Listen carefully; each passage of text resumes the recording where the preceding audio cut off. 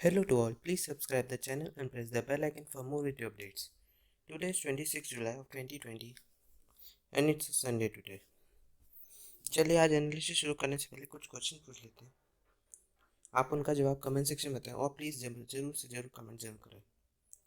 चलिए पहला क्वेश्चन आता है कि RBI act, reserve bank of India act कब आया था, किस ईयर में आरबीआई एक्ट आया था, आपको कमेंट सेक्शन में बताना है।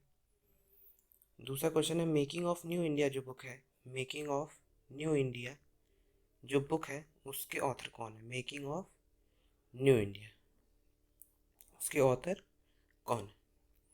तीसरा क्वेश्चन आता है कि ये जो एंटी डिफेक्शन लॉ है, एंटी डिफेक्शन लॉ है उसमें जो डिस्क्वालिफिकेशन होता है एमपी या एमएलए का, वो किस आर्टिकल में मेंशन है, कि किस के आधार पे उनका डिस्क्वालिफिकेशन होगा, वो किस आर्टिकल में मेंशन है। वो दो आर्टिकल है उनमें इनका डिस्क्वालिफिकेशन मेंशन है, तो आपको बताना है किस आर्टिकल में मेंशन है।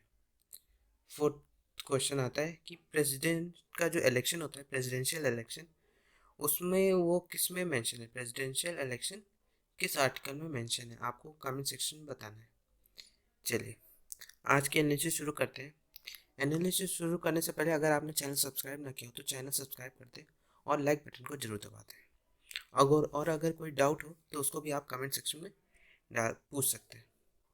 चलिए आज का पहली न्यूज़ देखते हैं हम लोग।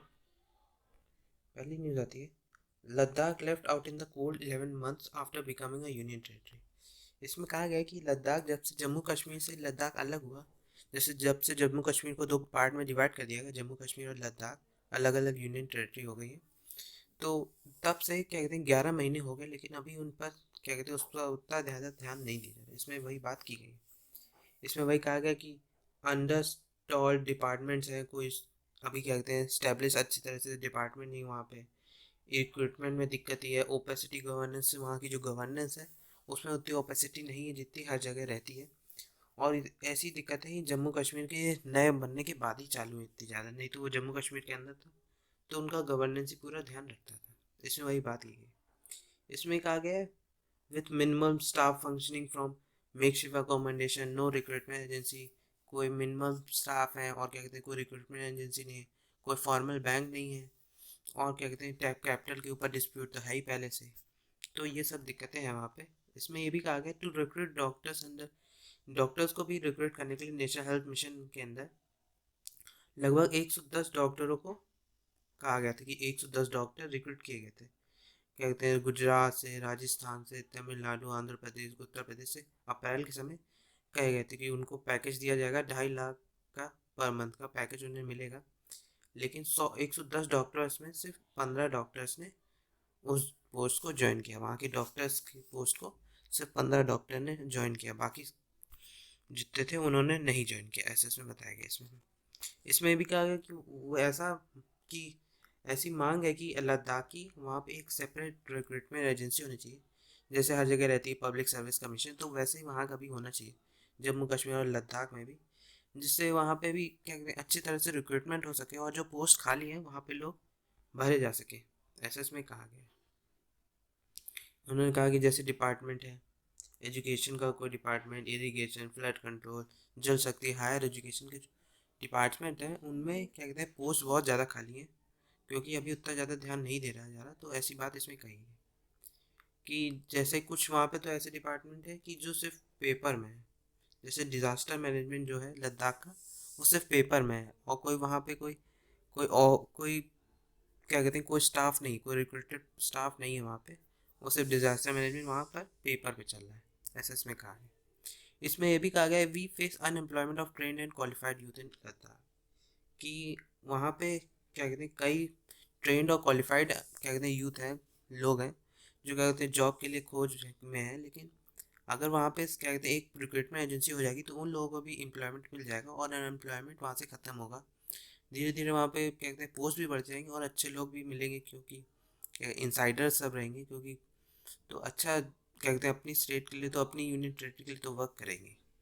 तो ऐसे इसमें बात की गई है कि वहाँ की भी पोजीशन भरने के लिए वहाँ के एम्प्लॉयमेंट, वहाँ के लोगों को लेना, ट्रेंड और क्वालिफाइड लोगों को लेना ज़रूरी होगा। इसमें पूरे में यही बात की गई है कि कैसे 11 महीने से उसे बिल्कुल कोल्ड मान लिया कि उसे भूल जैसे गए हो, ऐसा इसमें बताया गया है। चलिए अगली न्यूज़ देखते हैं हम लोग। अगली न्यूज़ आती है, UN report flags I threat in Karnataka and Kerala, significant number of terrorist present. कि इस यूएन की एक रिपोर्ट में माना गया है कि कर्नाटक और केरला में बहुत सारे टेररिस्ट ग्रुप्स हैं, बहुत सारे टेररिस्ट वहाँ पे हैं, वो सब वहाँ पे बेस बना लिए। जैसे कहा गया कि इसमें कि अलकायदा जो है, अलकायदा इन द इंडियन सब कॉन्टिनेंट, जो AQIS है, उसका क्या कहते हैं, एक पूरे तरह से एक टेरर ग्रुप वहाँ पे इस्टेब्लिश हो चुका है केरला और कर्नाटका में। ऐसा एक यूएन रिपोर्ट में माना गया। इसमें इंपॉर्टेंट आता है यूएन। हम लोग यूएन को देख लेते हैं, यूनाइटेड नेशंस को। चलिए अलग से देख लेते हैं हम लोग। अब हमारे टेलीग्राम चैनल को भी सब्सक्राइब कर सकते हैं, क्वेश्चन आर 247, ये डिस्क्रिप्शन पर दी हुई लिंक से भी सब्सक्राइब कर सकते हैं। यूनाइटेड नेशन एक इंटरनेशनल ऑर्गेनाइजेशन जिसे 1945 में बनाया गया था, 193 मेंबर स्टेट्स को मिला के। इसका मिशन होता है कि फाउंडिंग चार्टर है implemented by various organ specialised agency.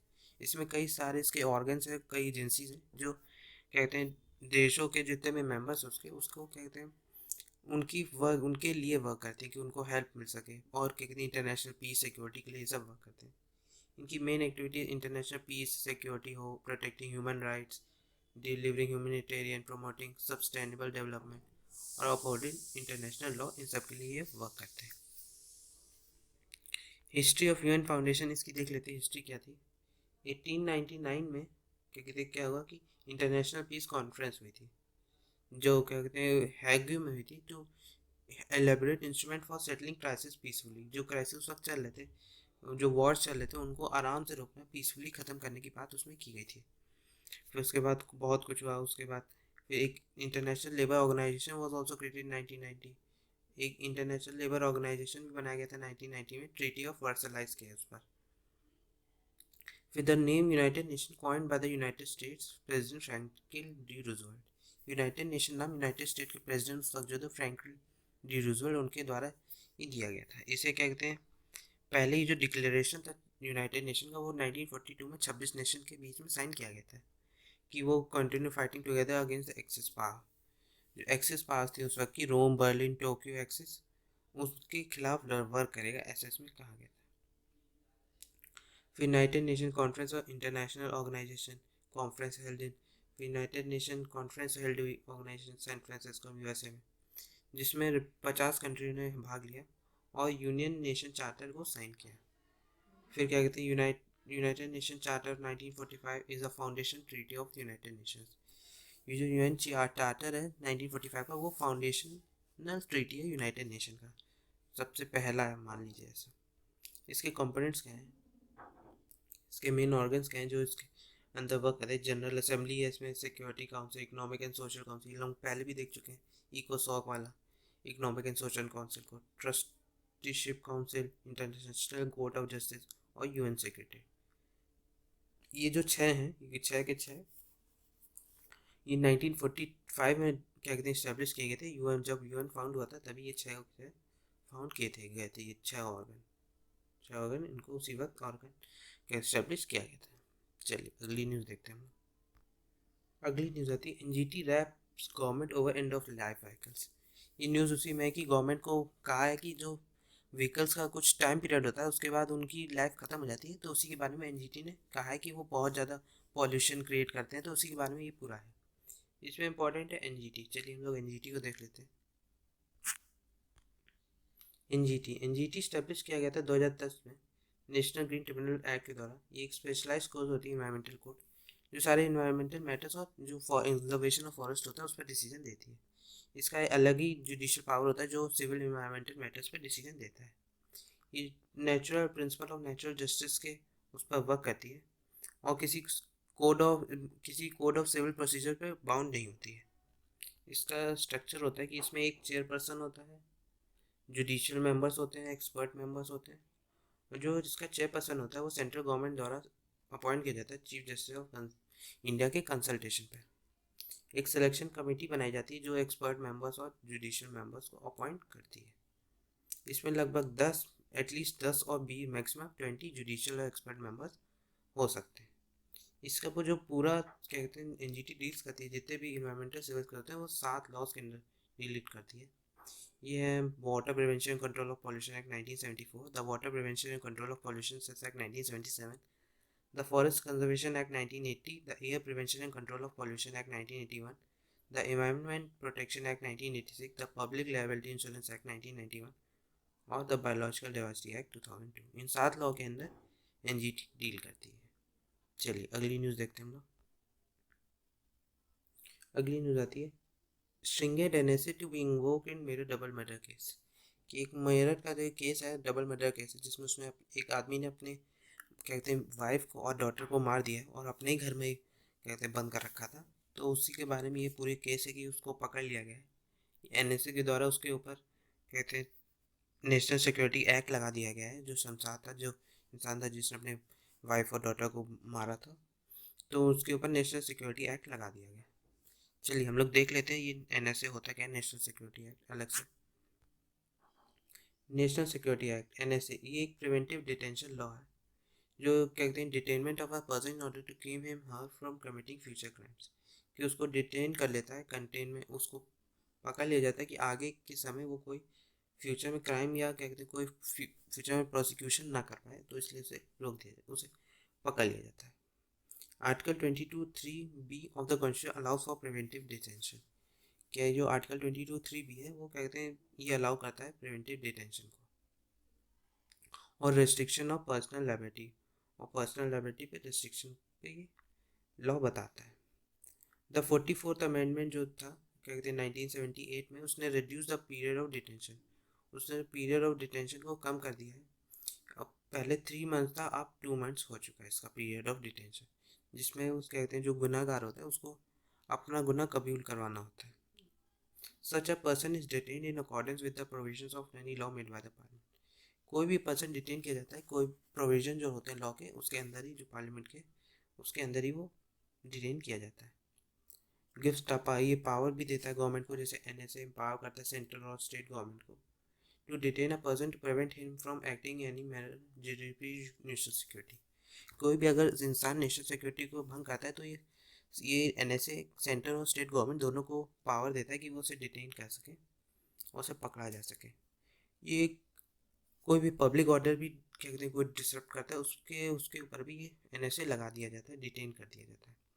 Period of confinement, period of confinement क्या होता है कि the maximum period for which one में बी डिटेन इज 12 मंथ। कोई भी इंसान 12 महीने से ज़्यादा डिटेन नहीं किया जा सकता।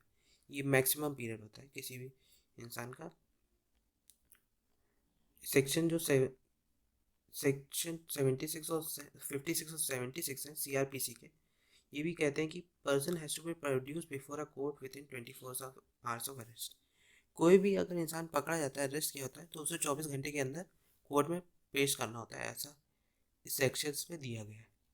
आर्टिकल 22(1) और ऑफ द कॉन्स्टिट्यूशन जो है वो कहते हैं कि कोई भी arrested person can not be denied the right to consult and to be defended by legal practitioner of his choice. कि अगर कोई भी पर्सन अरेस्ट किया जाता है तो उसे रोका नहीं जा सकता कि वो किसी के साथ कंसल्ट कर सके या अपना कोई कहते हैं लीगल प्रैक्टिशनर को अपॉइंट कर सके कि वो उसे डिफेंड कर सके। तो ऐसा रोका नहीं जा सकता उसको, ऐसा में एनएसए एक्ट में है। चलिए अगली न्यूज़ देखते हैं हम लोग। अगली न्यूज़ आती है Kashmir saffron now has a GI certificate. कि कश्मीर सैफरन को अब जीआई सर्टिफिकेट मिल गया है। इसमें वही बात की गई कि कश्मीर सैफरन जो है वो सिर्फ वहाँ पे पाया जाता है और काफ़ी ज़्यादा प्रोडक्शन उसका वहाँ पे है और काफ़ी अच्छा कल्टीवेशन उसका होता है वहाँ पे। इसमें इसीलिए वो इसमें यही बताया गया कि कश्मीर सैफरन को अब जीआई सर्टिफिकेट मिल चुका है। चलिए हम लोग देख लेते हैं कश्मीर सैफरन को अलग से। कश्मीर सैफरन को अभी कुछ दिन पहले ही क्या कहते हैं मिला है जीआई टैग। इसमें इसके की पॉइंट देख लेते हैं क्या आते हैं। Saffron cultivators believe to have been introduced कर सेंट्रल एशियन माइग्रेंट्स। ये लगभग माना जाता है कि 1st सेंचुरी बीसी में ही कश्मीर में जो सेंट्रल एशियन आए थे, लोग आए थे, उन्होंने ही वहाँ पे सैफरन की खेती चालू की थी। ऐसा माना जाता है कि जो ट्रेडिशनल कश्मीरी कुजीन होता है और represent the rich culture heritage of the region, ये इन सबको रिप्रेजेंट करता है। ये प्रीशियस और कॉस्टली प्रोडक्ट भी है। सैफरन जो कश्मीरी होता है काफ़ी प्रीशियस भी होता है और काफ़ी कॉस्टली भी होता है। संस्कृत में का सैफरन का मतलब होता है बहुकम। कहते हैं सैफरन का मतलब क्या होता है संस्कृत में? बहुकम। It is cultivated and harvested in the Karewa highlands of Jammu Kashmir. ये करेवा हाईलैंड्स होता है जम्मू कश्मीर में, वहाँ पे ये उगाया जाता है। The feature which different from other saffron varieties available over are, ये जो अलग जो और भी सैफरन उगाए जाते हैं पूरी दुनिया में, वो उनसे कैसे अलग है कि ये इतनी ऊंचाई पर उगाया जाता है, 1600 से 1800 मीटर सी लेवल से ऊंचाई में उगाया जाता है, इसलिए भी अलग है। एक रीज़न ये भी हो सकता है कि ये लॉन्गर एंड थिकर स्टिग्मा होता है इसमें, नेचुरल डीप रेड कलर होता है, high aroma, bitter flavour, chemical free processing, इसके ये फीचर हो सकते हैं, ये अलग होता है। इसकी हाई क्वालिटी ऑफ क्रोक्सीन भी होती है, कलरिंग स्ट्रेंथ, सैफरनल फ्लेवर भी, और प्रिक्रोसिन बिटरनेस इसमें हाई क्वांटिटी का होता है। टाइप्स क्या होते हैं, 3 टाइप के कश्मीर में क्या कहते हैं सैफरन पाए जाते हैं, लच्छा सैफरन, मोंगरा सैफरन और गुच्छी सैफरन, ये 3 तरह के सैफरन है जो वहाँ पे पाए जाते हैं। यूजेस क्या हैं, कश्मीर ये मेजरली स्पाइस के लिए यूज़ किया जाता है ये saffron. It also help in revitalising health, ये हेल्थ इश्यूज में भी यूज़ किया जाता है, और कॉस्मेटिक और मेडिकल पर्पसेस के लिए भी इसे सैफरन को यूज़ किया जाता है, कश्मीरी सैफरन। ये क्या कहते हैं जीआई टैग मिलने से क्या हेल्पफुल हो सकती है कि जीआई टैग मिलने के बाद इसको ज़्यादा एक्सपोर्ट प्रोडक्ट्स मार्केट में हेल्पफुल होगा, कि ये ज़्यादा एक्सपोर्ट मार्केट में लोग जानेंगे इसे, तो लोग इसकी मार्केट बढ़ेगी। इससे पहले Iran is the largest producer of saffron and India is a close competitor. India सब वो कहते हैं ईरान सबसे बड़ा कहते हैं प्रोड्यूसर होता है सैफरन का, और इसका एक कम्पिटिटर अब इंडिया भी हो चुका है, क्योंकि इसकी भी मार्केट अब बढ़ेगी। चलिए अगली न्यूज़ देखते हैं। अगली न्यूज़ आती है, NCLAT upholds Adani's takeover plan for Dighi port. जो national company law appellate tribunal है उसने अपहोल्ड कर दिया अदानी का प्लान दिघी पोर्ट के ऊपर। चलिए इसमें इंपॉर्टेंट आता है एनसीलैट, तो हम लोग उसको अलग से देख लेते हैं। NCLAT the national company law appellate tribunal, इसने क्या कहते हैं ये नया बोर्ड है, ये कहते हैं जो एम्बर कंपनीज होती हैं, ग्रीन कंपनीज, उन पर अपना डिसीजन देता है। ये आयल और एफएस ग्रुप कंपनीज जो होती हैं उनको 3 कैटेगरीज में डिवाइड करता है, ग्रीन, एम्बर और रेड, जो फाइनेंशियल हेल्थ के ऊपर, ability to service, obligation to secure and unsecure creditors, इनके बेसिस में इनको 3 में डिवाइड किया गया है, रेड कंपनीज, एम्बर कंपनीज और ग्रीन कंपनीज। रेड कंपनीज होती हैं जो जिनके पास with no cash and not in position to pay any creditor, कि जिनके पास कैश नहीं होता और किसी क्रेडिटर को पे करने की हालत में नहीं होती। एम्बर कंपनीज वो होती हैं those with enough to pay secured creditor but no secured credit but not unsecured creditor, वो सिक्योर्ड क्रेडिटर्स जो होते हैं उनको पैसा दे सकती है, लेकिन जो अनसिक्योर्ड क्रेडिटर्स हैं उनको पैसा नहीं दे सकती। ग्रीन कंपनीज वो होती हैं कि जिनके पास इनफ मनी होता है कि हर सारे डेब्ट्स को ख़त्म करना, हर सारे डेब्ट को प्रोवाइड करना पैसा, सिक्योर्ड हो या अनसिक्योर्ड, सबको क्या कहते हैं उनके पैसे क्या कहते हैं क्रेडिट करना। नेशनल जो एनक्लैट है इसे बनाया गया था सेक्शन 410 जो कंपनीज एक्ट 2013 है उसके अंडर से बनाया गया था, कि जो अपील्स जो हैं orders on the N C L T के ऊपर जो कहते हैं ऑर्डर्स होते हैं, अपील्स होते हैं, उन पर डिसीजन लेने के लिए इसे बनाया गया था। ये एक एपेलेट ट्रिब्यूनल है जो अपील्स कहते हैं सुनता है, order pass by the insolvency bankruptcy board of India, जो आईबीसी सेक्शन 202 और 211 के अंदर आता है, उसके अंदर ये अपना डिसीजन कहता है, तो वो सारे केस ये देखता है। चलिए अगली न्यूज़ देखते हैं। अगली न्यूज़ आती है लॉकडाउन साइंस। ऐसा लॉक इसमें बताया गया छोटे से न्यूज़ में कि एक साइंस जो क्या कहते हैं जर्नल है उसमें उसमें बताया गया है कि जैसे ये लॉकडाउन की साइंस कहती है, जैसे हमने देखा कि लॉकडाउन के समय ह्यूमन एक्टिविटी बहुत ज़्यादा कम हो गई, लगभग 50% ड्रॉप आया था ह्यूमन एक्टिविटी में, तो ऐसा माना गया कि जो ह्यूमंस लिंक्ड वाइब्रेशन से वो कम हुए थे। इस न्यूज़ में वही बताया गया कि जो रॉयल ऑब्जर्वेटरी थी बेल्जियम की उसमें पाया गया है इंपीरियल कॉलेज लंदन में कि जो सीस्मस नॉइड होती हैं, जो अर्थ के अंदर अर्थ के एक सिग्नल्स होते हैं, वो बहुत आसानी से सुने जा पा रहे थे, कि आराम से सुन पा रहे थे वहाँ के लोग, साइंटिस्ट जो थे वो लोग आराम से सुन पा रहे थे, ह्यूमन वाइब्रेशन क्योंकि कम हो गया था, तो जो अर्थ क्वेक सिग्नल्स वो आराम से पाए जा रहे थे, तो क्या कहते हैं अर्थ क्वेक के बारे में जानकारी आराम से मिल सकती थी, ऐसा इसमें बताया गया। चलिए अगली न्यूज़ देखते हैं हम लोग, ऑफ मास एंड सार्स कोविड-19। इस न्यूज़ में बताया गया कि जैसे हमने पहले कई सालों से देखा है कि कोई भी डिसीज़ आती है, सालों से क्या पहले से हमेशा ही कोई भी डिसीज़ आती है तो कि ह्यूमंस और एनिमल्स, ह्यूमंस पे टेस्टिंग से पहले एनिमल्स के ऊपर टेस्टिंग होती है, और सबसे ज़्यादा माइस के ऊपर, जो चूहे होते हैं माइस, उनके ऊपर सबसे ज़्यादा टेस्टिंग होती है, क्योंकि उनका ऐसा माना जाता है कि उनका डीएनए 98% उनका डीएनए ह्यूमंस के साथ मैच करता है, इसलिए उनके ऊपर टेस्टिंग होती है। लेकिन क्या कहते हैं, ये ऐसा क्यों किया जाता है?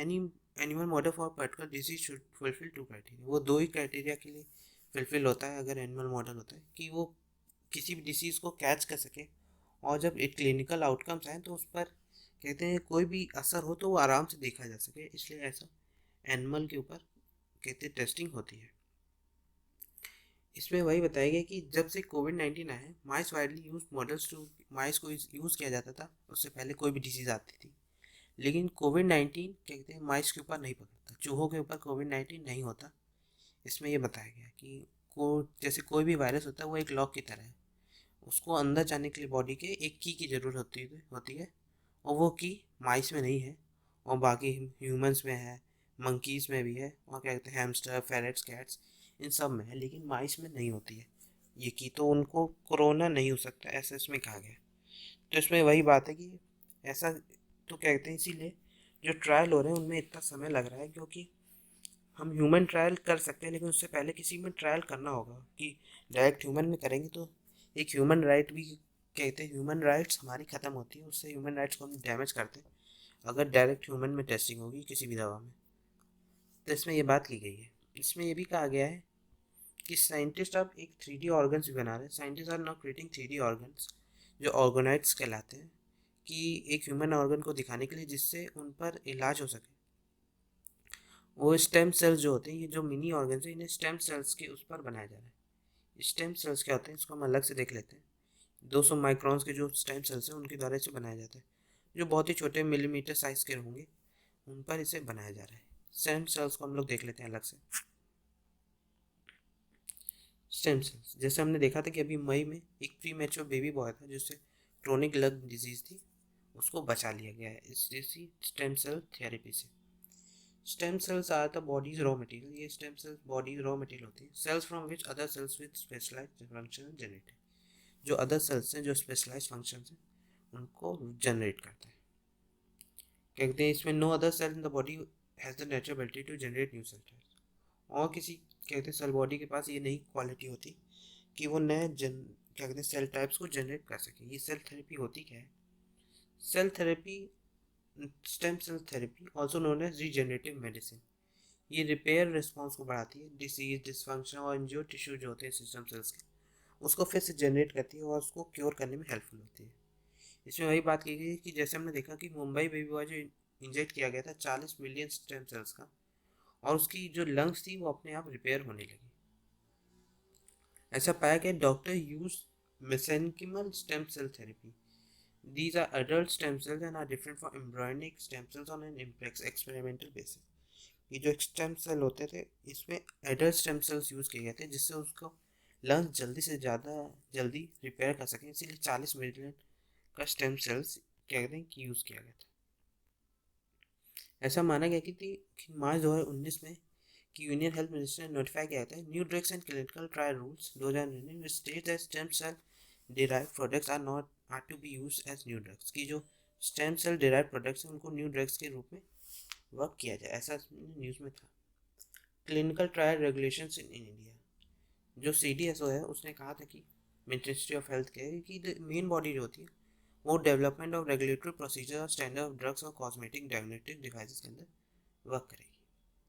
जो DCGI आए हैं, drug controller general of India, कहते हैं आप कमेंट सेक्शन में बताएं कि DCGI इसका कौन है। एक बार और हमने पूछा है, एक लोगों ने बताया था, वो बहुत अच्छा है कि उन्होंने बताया कि अब फिर से आप बताइए कि कहते हैं DCGI कौन है। इससे याद हो जाता जाएगा, जितनी बार हम लोग पढ़ेंगे DCGI को उतनी बार याद होता जाएगा DCGI कौन है, तो इसीलिए इसको बार बार पढ़ना जरूरी है। ये responsible for giving regulatory permission for the conduct of training. कोई भी क्लिनिकल ट्रायल होता है या कंडक्ट होता है उसका, तो उसमें DCGI ऑर्डर देता है कि वो होना चाहिए, उसके लिए परमिशन DCGI देता है। चलिए अगली न्यूज़ देखते हैं हम लोग। चलिए आज के लिए इतना ही, थैंक यू वेरी मच। और अगर आपने चैनल को सब्सक्राइब नहीं किया है तो चैनल को सब्सक्राइब करें, और अगर कहते हैं आपको कोई डाउट हो तो वो भी आप कमेंट में डाल सकते हैं, और कमेंट जरूर करें, जो आंसर शुरू में पूछे थे उनको कमेंट जरूर करें। Thank you very much. और क्या कहते हैं इस वीडियो को किसी व्हाट्सएप ग्रुप या टेलीग्राम ग्रुप में शेयर जरूर करें, जिससे ऑडियंस बढ़े और लोग क्या कहते हैं आंसर दें क्वेश्चंस का।